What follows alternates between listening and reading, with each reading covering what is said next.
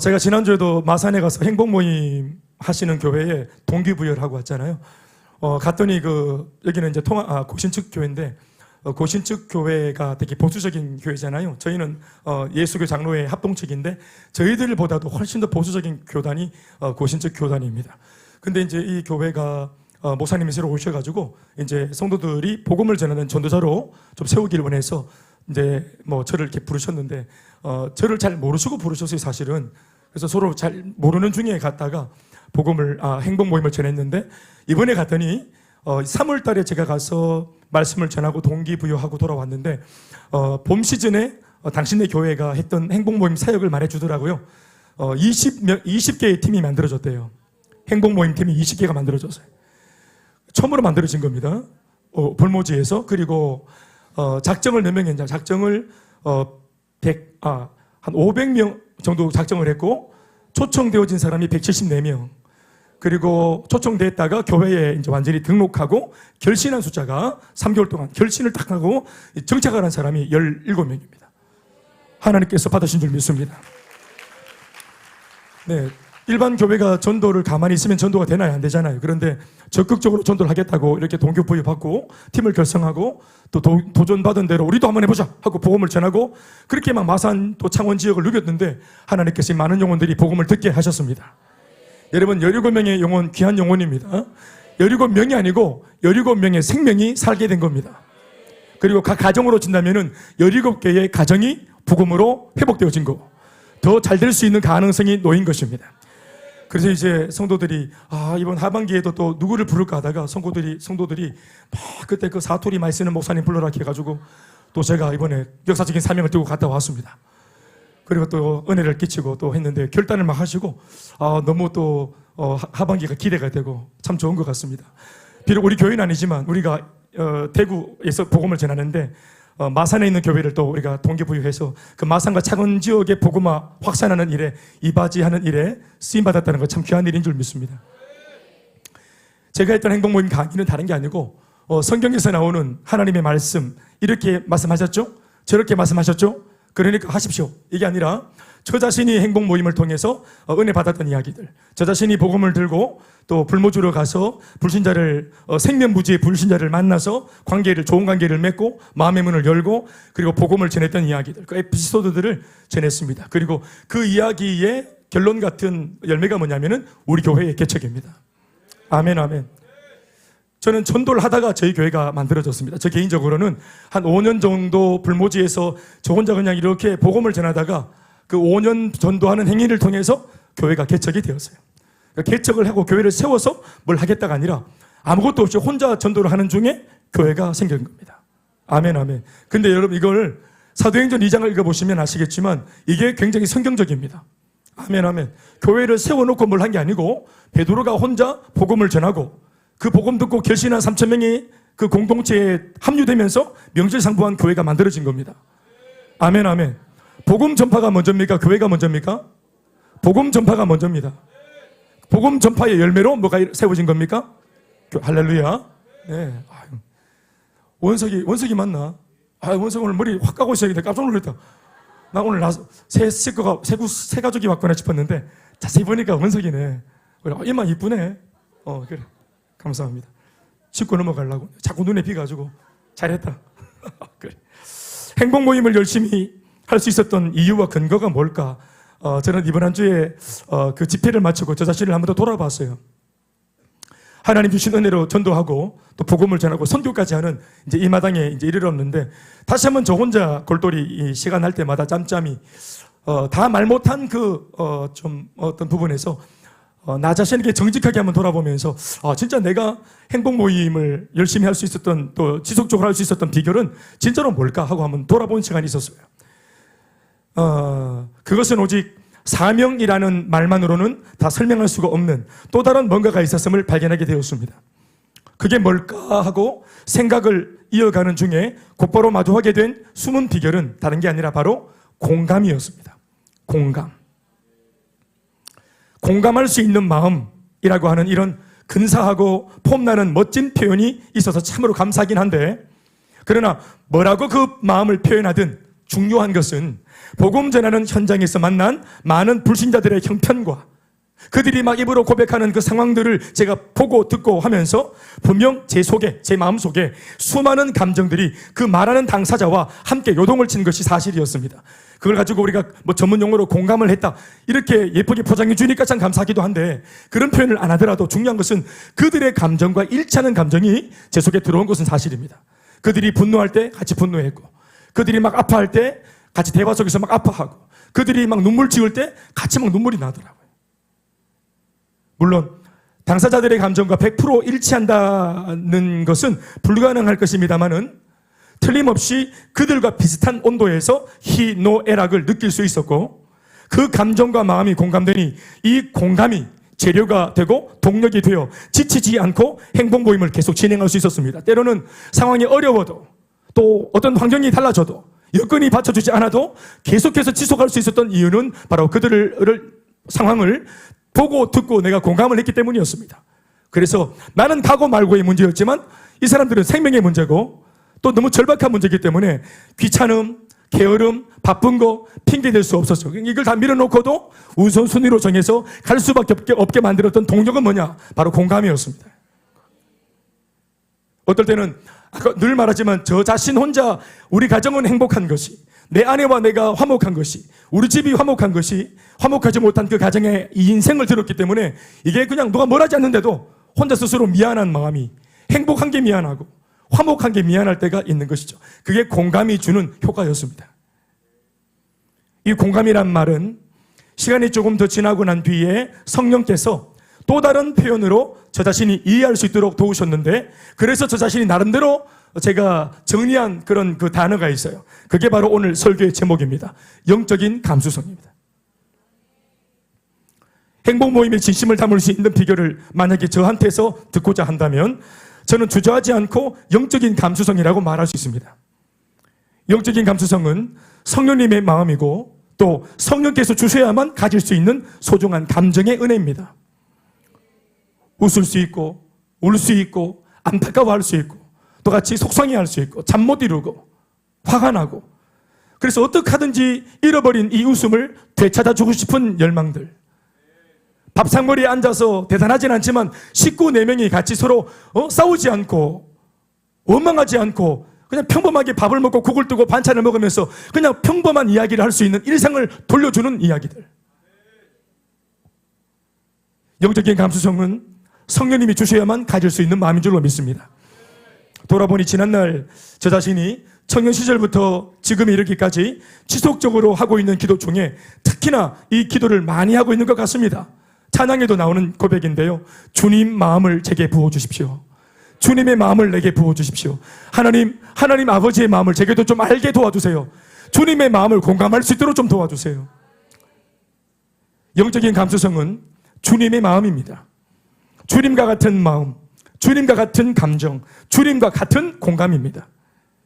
오늘의 이 변질되고 타락한 세상과 죄를 향해 폭주하고 있는 사람들을 바라보시면서 아파하시는 하나님의 통증을 같은 시선과 같은 감정으로 보고 느끼며 가지게 되는 거룩한 감수성, 그것이 바로 영적인 감수성입니다. 그래서 많은 사람이 웃고 있을 때 상황과 환경은 분명히 비참한데도 자신이 비참한 줄 모르고 웃고 있어요.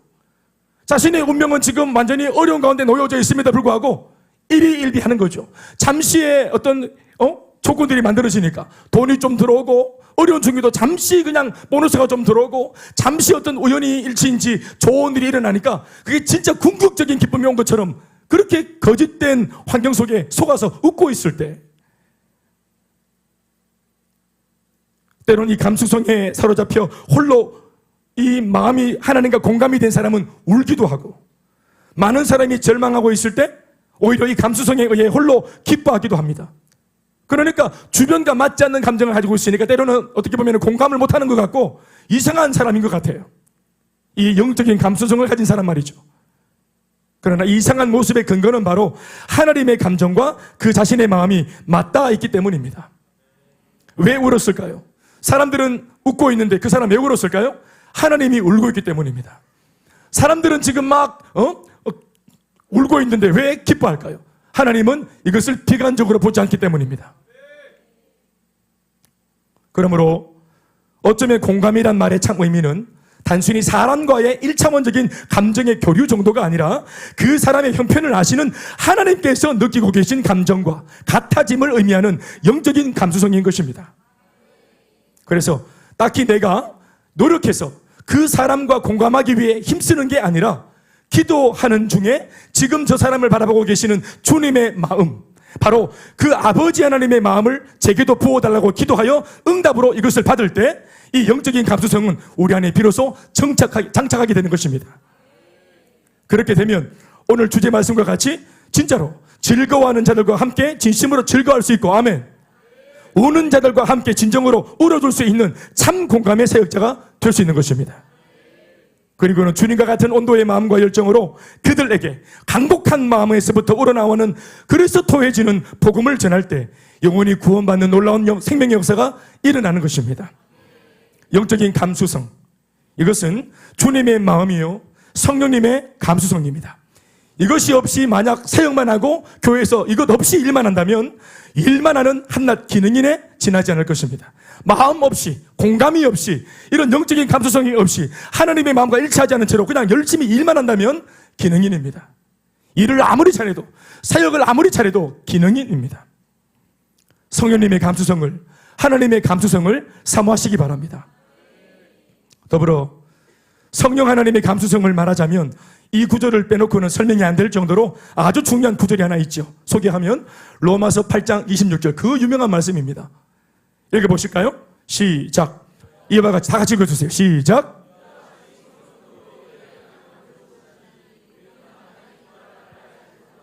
오직 성령이 말할 수 없는 탄식으로 우리를 위해서 친히 간구하시니라. 아멘 합시다. 실제로는 기도를 해야 되는데 절박하고 힘겹고 게다가 예수를 모르는 게 아니라 믿고도 있고 기도할 수 있는 사람이, 그런데 문제를 만났을 때 기도를 안 하고 원망만 하고 불평만 하고 있다. 기도할 힘이 없어. 돌이킬 힘이 없고 죄를 저항할 힘이 없고 돌파할 힘이 안 없고 저항할 힘이 없어. 그럴 때, 그래서 너무 힘들어서 기도도 잘 안 된다고 말할 때 성령, 우리 속에 계신 성령이 이 사실을 알고 마치 당신의 일처럼 탄식하시면서 우리 대신 탄식하시며 우리 대신 절망하시며 우리 대신 절규하시며 우리를 대신해서 구구절절히 하나님 아버지 앞에 성령이 기도해 주시는 겁니다. 왜 우리를 대신해 기도할 수 있습니까? 우리를 이해하시기 때문입니다. 우리의 상황을 그분이, 이 성령님이 뭐 하기 때문입니까? 이 말로 하자면은 공감을 한 겁니다. 내 기도 제목, 나만 절박한 게 아니라 그분도 남의 일처럼 여기지 않고 내 상황을 자신의 일처럼 안타까워하고 심지어 절규하고 탄식을 하시면서 하나님께 감정을 쏟아내며 기도하시는 것입니다. 나를 위하여서. 이 구절을 표준 세번역 버전으로 함께 읽어보시겠습니다. 한번 좀 띄워주시면 읽어보실까요? 다 같이 시작. 이와 같이 성령도 우리의 연약함을 도와주십니다. 우리는 어떻게 기도해야 할 것도 알지 못하지만 성령께서 친히 이루 다 말할 수 없는 탄식으로 우리를 대신하여 간구하여 주십니다. 아멘, 아멘. 여러분, 이 대목이 마음에 드십니까? 우리 위해 성령이 하시는 이 일 대목이 마음에 드십니까? 저는 특별히 이 대목을 주목했습니다. 성령께서 친히 이루 다 말할 수 없는 탄식으로 나를 위해, 우리를 위해 대신해서 간구하신다. 이 표현을 보십시오. 이루 다 말할 수 없는 탄식으로. 따라합시다. 이루 다 말할 수 없는 탄식으로. 나를 향한 진심 어린 사랑이 가득 묻어나 있는 이 구절은 정말이지 큰 은혜가 되어집니다. 진심을 느끼게 만들어줍니다. 이루 다 말할 수 없는 탄식으로. 만약 셀 리더가 셀 가족들을 위해서 이루 다 말할 수 없는 탄식으로 기도한다면 응답이 쏟아질 겁니다. 우리 부모가 자식을 향해서 안타까워하고 잔소리만 하지 말고 이루 다 말할 수 없는 탄식과 공감으로 기도한다면 역사가 일어날 겁니다. 내가 뭐라고? 나 같은 인간을 이토록 돕고자 하시고 세워보려고 하시는 진심이 가득한 성령님의 의지가 헤아려지기에 우리에게는 큰 울림을 주는 대목이라 여겨집니다. 이거 진심입니다. 누가 진심 없이 탄식을 하겠어요? 성경이 왜 이런 대목을 고스란히 말씀 안에다가 이렇게까지 기록해 뒀을까요? 그것은 바로 무지한 우리들에게 나를 향한 하나님의 마음을 알려주는 의도입니다. 그러니 지치지 마라. 두려워하지 마라. 포기하지 마라. 쉽게 좌절하지 마라. 이 세상 비록 사람들은 마음이 변심해서 너한테 실망하고 다 등을 돌릴지라도 끝끝내 마지막까지 네 속에 너의 심령을 부여잡고 포기하지 않고 기도하는 분이 계시니 성령이시다. 너는 결단코 버려지지 않는다. 너는 결단코 외면되지 않는다. 그래서 성경이 이걸 적어놓고 읽고 있는 모든 독자들에게 우리가 잘 모르는 하나님의 마음을, 성령의 마음을, 우리가 공감하시는 성령의 감수성을 일러주시는 것입니다. 우리는 또 왜 이 구절을 읽고 감동을 합니까? 그것은 나를 향해 갖고 계시는 우리 하나님의 깊은 감수성을 느낄 수 있기 때문에 그렇습니다. 그냥 적선하듯 불특정 다수에게 툭 하고 무심하게 던지는 도매급의 사랑이 아니고 나 하나를 마음에 담으시고는 애통해 하시고 탄식하기까지 위하고 계심을 알게 되니까 이 확인된 진심이 우리로 하여금 굳은 마음의 빗장을 열게 만들어주고 머리를 조아리게 만들어주고 그 성령 앞에 우리가 무릎을 꿇게 만들어주는 것입니다. 오늘 우리에게 성령께서 가지고 계신 이 영적인 감수성이 그대로 부어지시기를 소망합니다. 사랑하는 여러분, 예수를 믿을 때 이 감수성이 필요합니다. 하나님을 향해서도 마찬가지고 세상을 향해서도 마찬가지입니다. 하나님과 세상 사이에 서 있는 모든 성도들은 이런 영적인 감수성이 있어야 됩니다. 그래야 하나님께는 감격할 줄 알고, 아멘 아멘, 기뻐할 줄 알고, 하나님 말씀을 듣고 죄를 찌릿받으면 아파할 줄 알고, 뉘우칠 줄 알고, 울 줄 알고, 통회하고 애통해하고 자복할 줄 아는, 그리고 세상을 향해서는 아버지의 긍휼한 마음을 가지고 그들을 위해서 진심을 가지고 기도할 수 있죠. 그러니 예수를 믿을 때 이 감수성이 너무너무 필요합니다. 제가 우리 장로님을 수년 전에 만났는데, 장로님 제가 무엇보다 여러 가지가 있지만 장로님께 느끼는 것 중에 한 가지가 저분이 굉장히 감수성이 짙다는 걸 내가 느꼈습니다. 고사님 맞습니까?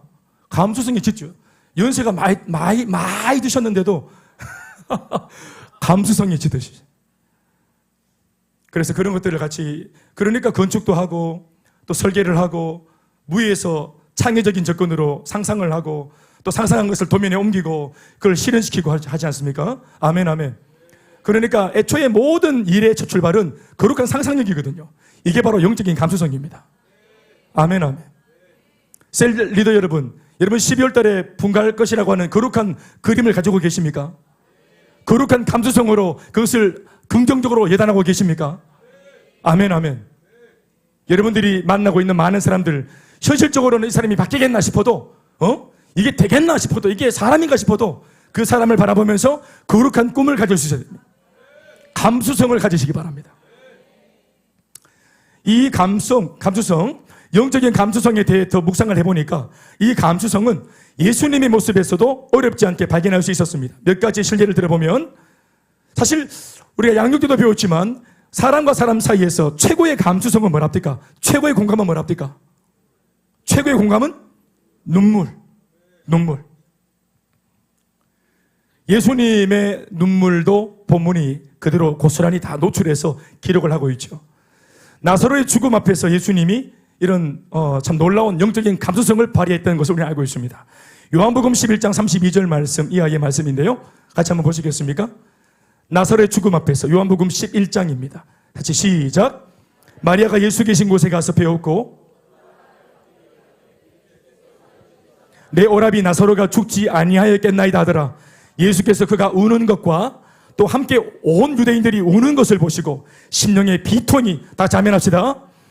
다른 사람이 사랑하는 가족을 잃어서 비통해할 때 예수님께서 그것을 비통히 여기십니다. 아멘 아멘. 사실 여러분, 하나님은, 예수님은 신이잖아요. 인간 세계에 일어나는 일들을 그렇게까지 공감할 필요가 없잖아요. 또 나사로가 예수를 알고 신앙을 가지고 죽었으니 천국 갔겠죠. 이렇게 그냥 예수 믿고 천국 갔을 거야, 이런 식으로 막 긍정적인 결론을 말하면서 그런 건 난 넘어서는 거야, 이렇게는 말할 수 없는, 예수님도 그렇게 말할 수 있는 분이지만 그렇게 말하지 않고 같이 제일 먼저는 감정적으로 공감을 하시죠. 아멘 아멘. 성경에 뭐라고 적었어? 예수 믿는 사람들은 우는 게 아니야, 이런 게 아니고, 아멘 아멘, 심령의 비통이 여기시고 불쌍히 여기사, 이게 영적인 감수성입니다. 아멘이십니까? 사실 이번 주에 제가 좀 그랬던 것 같아요. 제 자신을 고발하면은. 우리 김은정 자매가 아들 도린이 저 군대 보내고 많이 마음이 아프셨잖아요. 그런데 이 참 감수성이 없는 김 목사가 군대는 다 가는 거 아이가? 뭐 그랬었노? 이렇게 제가 생각을 좀 해드렸어요. 죄송합니다. 또 요새 군대 얼마나 소홀해졌는데 요런 생각을 조금 해드렸어요. 예, 엄마가 볼 때는 정말 금이 오기가 내 아이 뭐 몸에 스크래치 조금만 나도 진짜 속상한데 저는 솔직히 속으로 좀 긁히는 거 아이가? 기스 좀 나는 거 아이가? 이 생각을 조금 해드렸어요. 너무너무 죄송합니다. 할머니 죄송합니다. 우리 후배 세리더가 막 힘들어할 때 공감 못 해주고 세리더 다 그렇게 시작하는 기다. 예수님처럼 비통히 하시고 불쌍히 여기시고 이래 다 그렇게 하는 기다. 이렇게 하진 않았는지 돌아봅니다. 사랑하는 여러분, 이 말씀은 누가 누구를 가르치려고 전하는 말씀이 아니고 우리 모두가 한자리에서 하나님의 말씀으로 도전을 받고 또 은혜를 받고 돌아설 것은 돌아설 수 있는 그 은혜를 붙잡자고 말씀을 선포하는 것입니다. 그러니까 이 말씀을 들을 때 남을 떠올리지 마이소. 오늘 딱 좋은 말씀 걸렸다 막. 우리 남편 들어야 될 텐데 천지 공감을 못하는 내 남편이 저 자루가 앉아있네 저 인간이 이러지 마시고 자기 말씀으로 들으십시오. 아이들 시험 치다 그러면 제일 먼저 하는 말이 몇 점 받았노? 뭐 틀린노?가 아니라 뭐 하는 겁니까? 수고했다. 임선아 수고했다. 준서야 욕받았다. 수고했다. 이래 하는 겁니다. 아멘 아멘. 아멘이 작아졌네요. 얘들아 너희들 엄마 아빠가 그랬으면 좋겠지. 시험 치고 난 뒤에 뭐 틀렸어? 어젯밤에 그렇게 막 디비자디만은 이런 거 말고 수고했다. 뭐 사줄까? 아멘 좀 크게 해라. 우리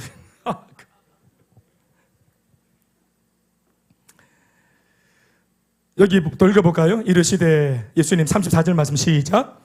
이르시되 그를 어디에 두었느냐? 이르되 주여 와서 보시옵소서 하니 35절 다시 아멘 합시다.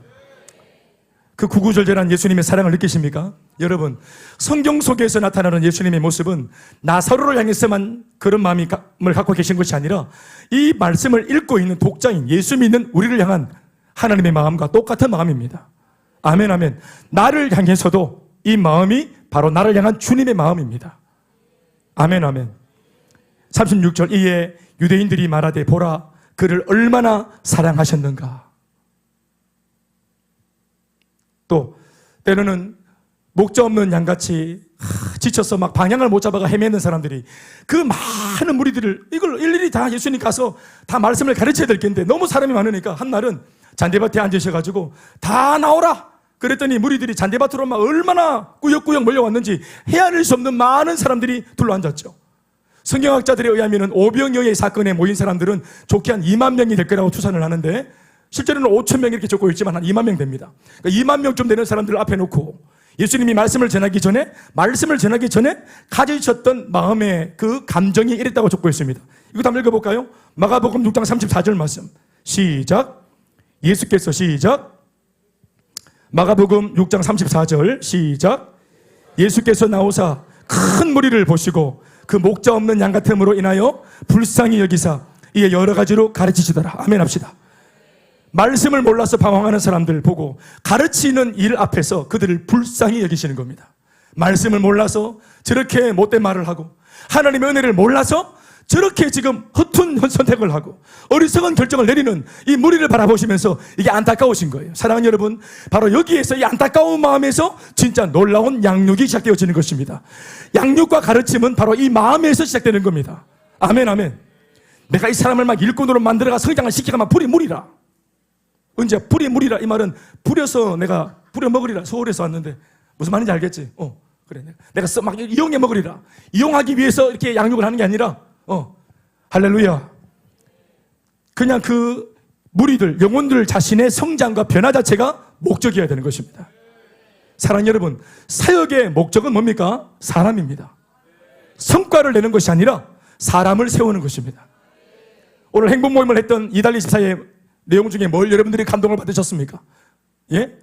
이달리 집사가 오늘 그 전도해서 세워놓은 한 영혼입니까? 아니면 그 영혼을 살리는 과정 속에서 사명이 회복되어진 변화가 일어난 그 사역자 자체입니까? 후자가 되겠죠? 아멘, 아멘. 그러니까 자기가 지금 직장을 잃고 여러 가지 어려운 중에도 오히려 비관하지 않고 복음 전할 좋은 기회로 삼고, 옛날에는 마음은 있었지만 못 갔는데 시간이 받쳐주니까 비관하지 않고 복음을 전하러 가고, 이 사람의 딱한 사정을 들으니까 거기에 감수성이 민감해지고 공감이 되어지면서 내 처지를 안 볼 수 있도록. 아멘, 아멘.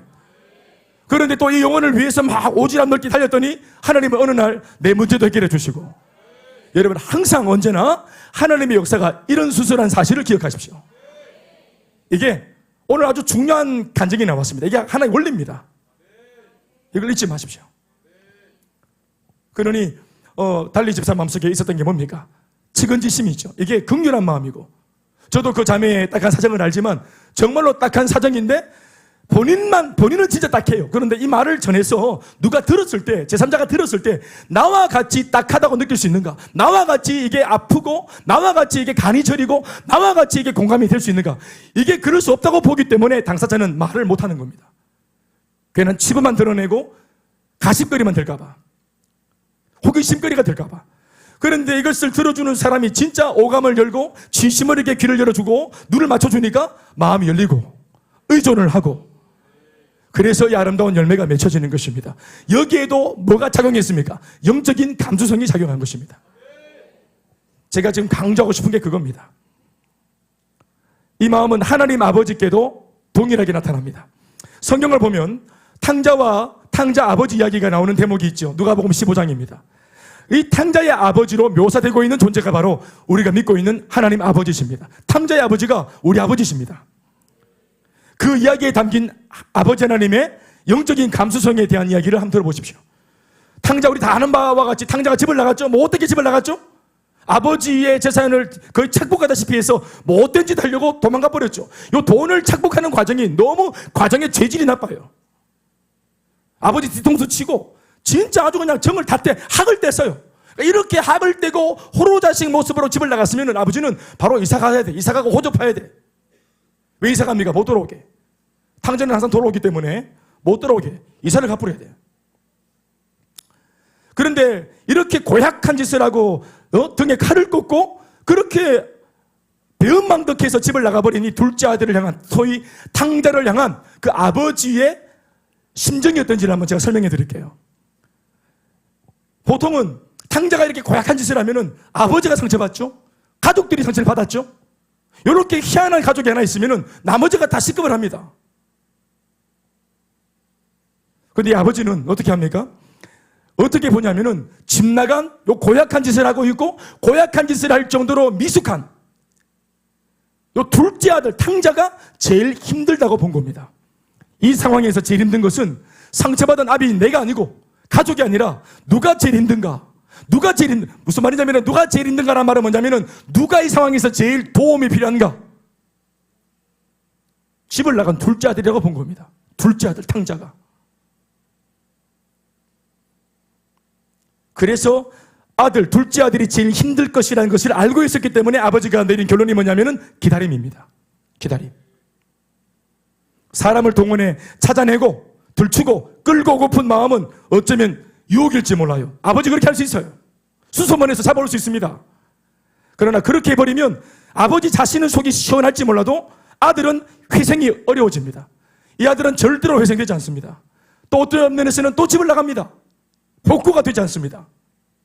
단지 찾아오면 누가 속이 시원하다고요? 아버지는 속이 시원하지.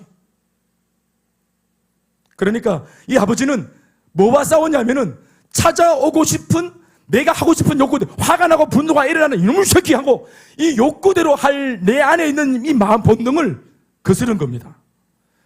그러니까 기다림이 무료하게 그냥 가만히 넉넉히 기다리는 게 아니라 치열한 싸움을 동반한 기다림입니다. 무슨 않겠습니까? 누구를 위해서 침묵으로 기다린 겁니까? 아들을 위해서 침묵하고 기다린 겁니다. 다시 말하지만 뭐가 편해요? 뭐가 쉬워요? 대반 찾아가서 막 잡아와야 이게 막 잡아오면서 막 끼떼기 막 때리고 막 촛대뼈 까고 그래가 이게 더 편하다고. 그래가 막 저 막 해병대 집어넣고 그래. 이게 군대를 안 갔다 와서 그렇다 하면서.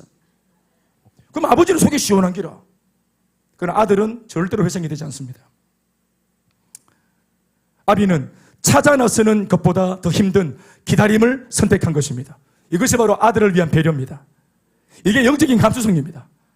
상처를 준 사람의 마음까지 헤아릴 수 있는, 이 사람이 미숙해서 그렇다고 보는 입장들, 이 사람이 얼마나 연약하면 이렇게 나한테 말을 하고 행동을 할까, 내 아들의 그 연약한 내 아들의 입장에 서 있는 그 마음을 헤아리는 영적인 감수성입니다.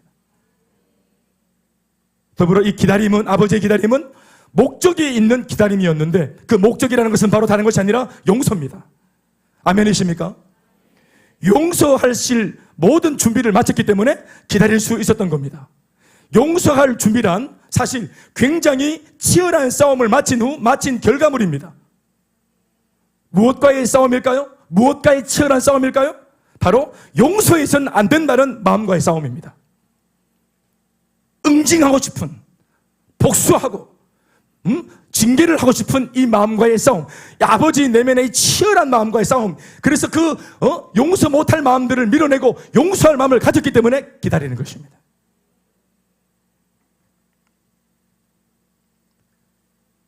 이게 아버지의 마음이죠.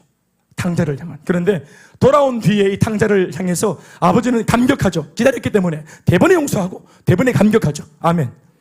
그러나 똑같이 동생이 들어왔는데 형님은, 큰아들이라고 말하는 형님은 이 돌아온 동생을 향해서 어떤 입장을 가지고 계십니까? 불편하죠. 마음이 불편합니다. 누가복음 15장 25절에서 이하 말씀 한번 읽어보시겠습니까? 같이. 이에 일어나서, 시작. 이에 일어나서 아버지께로 돌아가니라.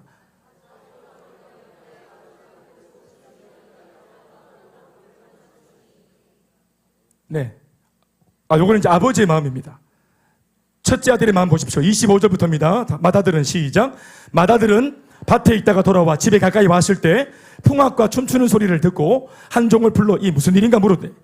당신의 동생이 돌아왔고 송아지를 잡았다. 아버지가 28절. 그가 노하여 들어가고자 하지 아니하거늘, 여기까지 합시다. 그가 노했다. 분노한 거예요. 분노. 그러니까 요 동생놈의 자식이 죄송합니다. 말을 못되게 해가지고. 요 동생놈이 한 짓, 그 못된 짓거리, 말, 행동, 요걸 생각하니까 아버지가 치열하게 싸웠던 싸움이 형한테는 없어요. 미움이 올라왔을 때 미워해버립니다. 분노가 올라왔을 때 뭐 한다고? 분노를 해버립니다. 근데 아버지도 똑같이 미움, 분노가 일어났지만 그것을 치열한 싸움으로 꺾어버리죠. 아멘 좀 하이소. 내 속에 있는 내전, 이 내전이죠. 내 속에 있는 자아의 싸움, 속사람과의 싸움, 내 감정과의 싸움, 이거를 딱 정리하고 나면은 바깥으로 사람이 유해집니다. 그러나 자기 개인의 내면의 전쟁을 하기 싫어서 귀찮아서 이걸 방치한 사람은 다른 사람과 싸우게 되는 겁니다. 그래서 부부싸움이 일어나는 거예요. 부인에 대해서 막 못된 마음이 들어와서 한마디 해주려고 막 장전했어. 스커드 미사일, 좌표 찍고 오늘 막 조질이라 이러고 있는데, 그런데 이게 올라왔을 때 장전을 풀고 내 자신의 자아와 내가 기도로 싸우고 주님의 마음을 헤아리고, 그렇게 예쁘게 말 못할 정도로 연약한, 그렇게 지혜가 없을 정도로 미숙한 내 아내나 내 남편의 입장에 서서 그것을 품어주려고 하는 마음, 그 마음을 갖기까지 미워해라 아니야, 미워해라 아니야, 복수해라 아니야, 이 마음을 꺾었기 때문에 바깥으로 전쟁이 사라지는 것입니다. 여러분, 화목한 집도요 다 전쟁이 있습니다. 그러나 사람과 싸우는 대신 자기 혼자 내면의 갈등으로 그 전쟁을 끝내기로 다짐했기 때문에 외부적으로는 싸움이 없는 것입니다. 여러분, 자신 속에서 전쟁을 끝내십시오. 사람과 싸우면 사건이 됩니다. 그러나 내 마음속에서 나 개인적인 싸움은 아무도 몰라요. 그러나 사람과 말을 섞으면 사건이 됩니다. 그래서 감당도 못하고 문제가 터지는 것입니다. 그래서 성숙한 사람, 영적인 감수성을 가지고 성숙한 사람, 공감을 잘하는 성숙한 사람 주변에는 사건과 사고가 없습니다. 공감하시면 아멘 하실까요? 그래서 양육을 통해 이 주님의 마음을 계속 주입하고 또 기도하면서 이 마음을 자꾸 헤아린 사람들은 자기가 영적인 감수성으로 내 감정보다는 저 사람의 감정, 네가 내한테 그랬다고, 네가 내한테 그렇게 말해, 내 감정이 중요했던 사람이면 싸움을 하는데 저 사람의 감정을 귀히 여기는 사람이 되어짐으로써 전쟁이 사라지는 거예요. 이게 무슨 말인지 알겠습니까? 오늘 제가 참 가르쳤습니다. 제가 일일이 부부싸움 다 찾아가서 상담할 수 없기 때문에 오늘 한 방에 제가 답을 내린 거예요.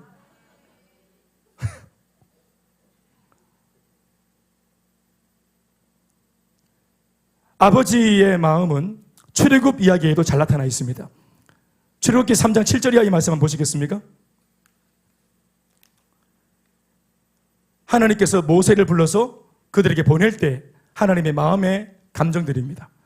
이미 하나님의 마음속에는 굉장한 긍휼과 사랑의 온도가 높아졌습니다. 이미 굉장히 펄펄 끓는 열정과 펄펄 끓어오르는 긍휼한 마음을 가지고 아무 생각 없는 모세한테 찾아가셔서 모세에게도 자신의 마음의 온도를 전하면서 모세도 눈이 뒤집어져서 충만해져서 주님의 마음을 가지고 히브리 백성들한테 가는 겁니다. 아멘 아멘.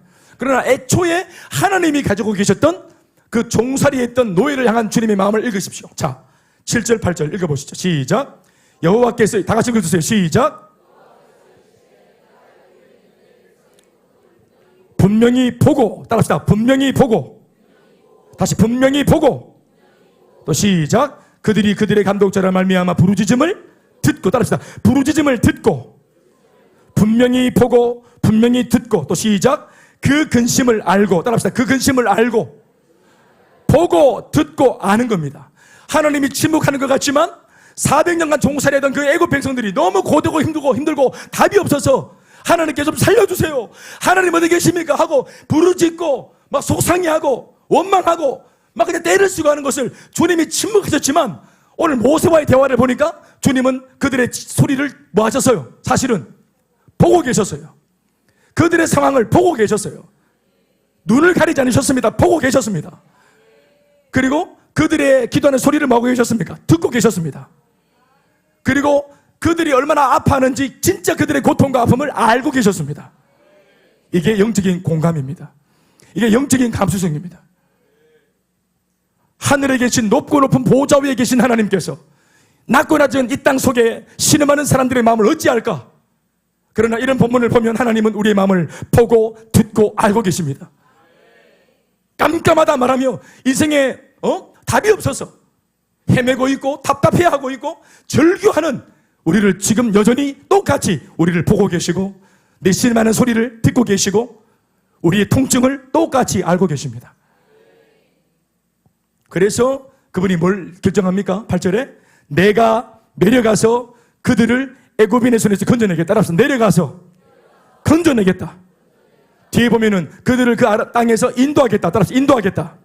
내려가고 건져내고 인도한다. 아멘 아멘. 이런 행동이 나오는 겁니다. 사역의 행동들이. 행동의 사역이 나오기 전에 이면에 뭐가 있었습니까? 감정의 공감이 있었죠. 여러분 사역을 할 때도 이 마음을 들고 가서 복음을 전하고 이 마음을 가져가서 새가족 모임에서 사역을 하고 이 마음을 가져가서 내 남편을 대하고 내 아내를 대하고 우리 아이들을 대하고 부모를 대하는 것입니다. 정말 믿으시기 바랍니다.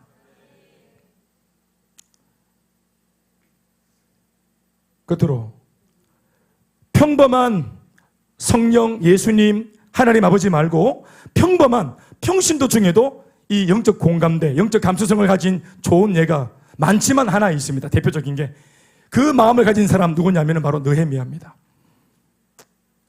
말씀 한번 보실까요? 느헤미야 1장 1절에서 1절 이하의 말씀이죠. 말씀이 준비되었습니까? 읽어보실까요? 시작. 하갈의 아들 느헤미야의 말이라. 아닥사스다 왕 제20년 기슬월에 느헤미야는 포로기 중에 바벨론 포로기 70년 중에서 태어나서 그리고 거기에서 열심히 학문을 닦아가지고 포로 출신, 노예 출신인데 등용된 사람입니다. 그래서 아닥사스다 왕이라고 하는 이게 이방인 왕인데 지금 이 나라 포로입니다. 포로. 본토에는 지금 남아있는 또 백성들이 있고 70년 전에 끌려왔는 그 포로들 중에 다니엘, 사드락, 메삭, 아벤노고 아시죠? 다 그 같은 부류입니다. 바벨론 포로기 안에 있어요.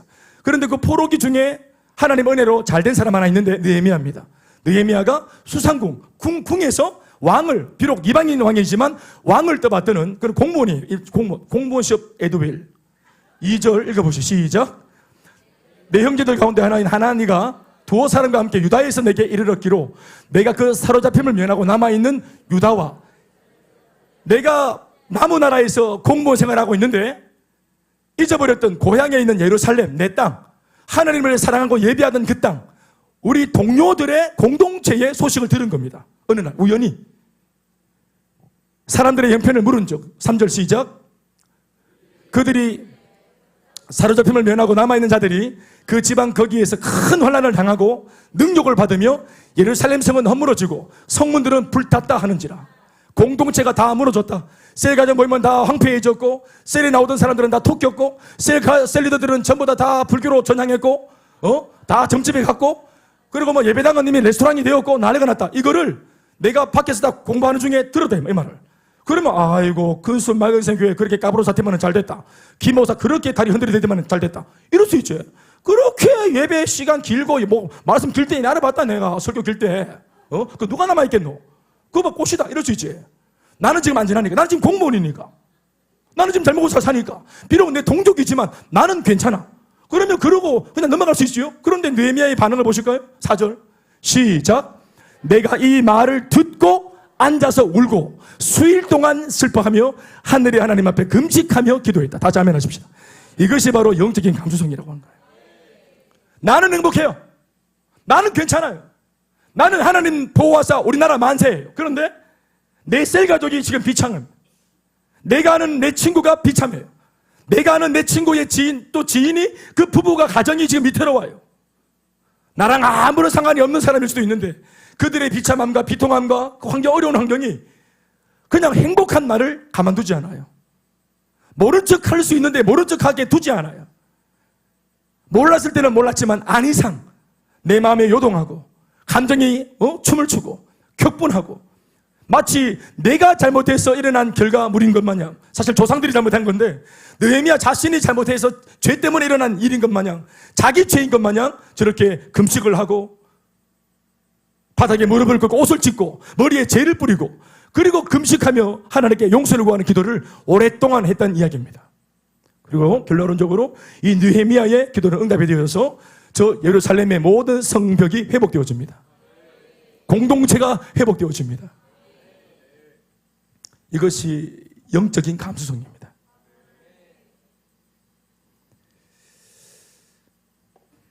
제가 말씀을 맺겠다 했습니까? 그럼 지금 하죠. 말씀을 맺겠습니다. 절 보십시오. 사도행전 우리 16장 말씀을 지난주에 주일날, 지지난주 주일날 묵상을 했습니다. 금요일날 묵상했죠. 빌립보에 가서 바울이 복음을 전하고 루디아를 세우고 그리고 귀신 들린 아이를 고쳐주는 그 사건으로 오해를 받아서 빌립보 감옥에 갇히고 그런 중에도 찬양하고 기도했더니 하나님께서 옥문을 열어주셔가지고 탈출할 수 있는 기회를 얻었던 바울.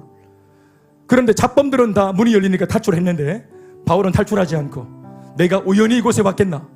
하나님이 나를 이곳에 보냈을 때는 이곳에 와야만 만날 수 있는 사람이 여기에 분명히 있을 거다 하고 영혼 중심으로 눈을 크게 뜨고 내가 만나야 될 영혼, 이곳까지 나를 보내신 주님의 의도, 당장엔 자기의 생존을 위해서 토끼지 않고 사명으로 잇대어서 나를 보내신 하나님의 마음을 헤아리려고 애를 쓰는 중에 자결하려고 칼을 빼들고 있었던 바로 그 빌립보 감옥의 간수장을 봤죠. 책임을 통감하며 이렇게 죽나 저렇게 죽나 똑같다, 죄수들을 다 잃어버렸다는 마음 때문에 나 죽어야 되겠다 했던 이 간수장. 그래서 바울이 쫓아가서 이 사람이구나, 이곳에 와야만 만날 수 있는 사람, 바로 빌립보 감옥의 간수장. 여러분, 저는 이 말씀을 이렇게 읽고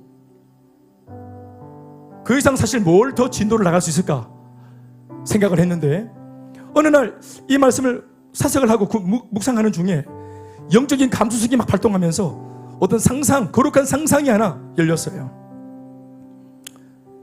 바울이 했던 말씀에 기초한 상상입니다.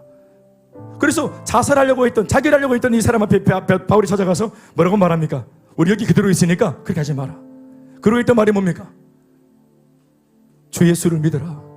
그리하면 너와 내 집이 구원을 받으리라. 31절 말씀이죠. 여기에 좋은 힌트가 있습니다. 지금 현재 바울이 만나고 있는 사람은 누굽니까? 간수장이잖아요. 보통은 간수장에게 복음을 전하고 네가 구원을 받아라. 루디아 때도 그랬습니다. 루디아, 당신이 예수 믿고 구원을 받아라 그랬죠. 그런데 이 본문에서는 유독 바울이 감동으로 그렇게 말한 것 같은데 너와 네 가정이 구원을 받겠다고 했습니다. 너와 내 집이 구원을 받겠다고 했습니다. 아멘, 아멘. 여러분, 만약 그날 밤에 이 사람이 거기에서 책임을 통감하고 간수장이 만약 자신의 생명을 끊어버렸다면 어떤 일이 있었을까요? 알고 보니 바울이 이 사람에게 복음을 전하고 감동받은 이 사람은 바울을 자기 집으로 초청하죠. 그리고 자고 있던 아내를 깨우고 자고 있던 아이를 깨우잖아요.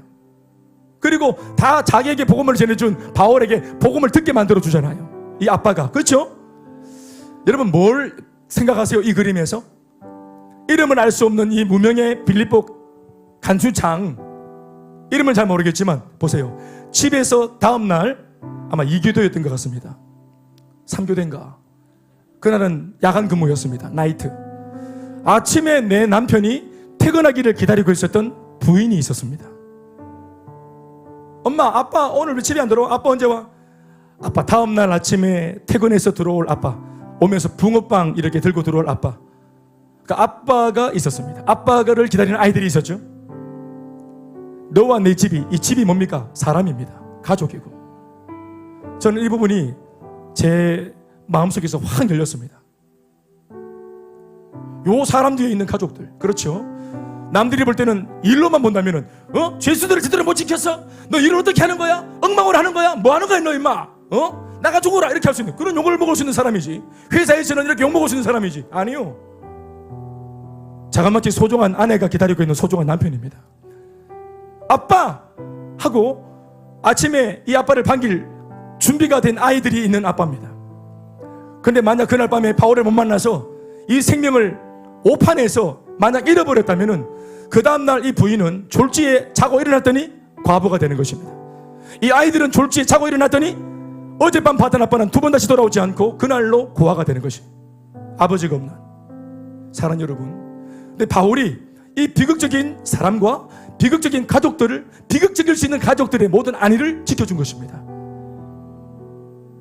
여러분 이것이 뭡니까?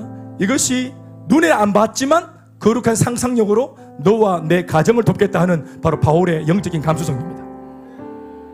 나는 복음을 전하는 현장에서 여러분들 개인을 만나드렸습니다. 저는 김선미 권사를 만났습니다. 10수년 전에. 그리고 저 자매에게 복음을 전했습니다.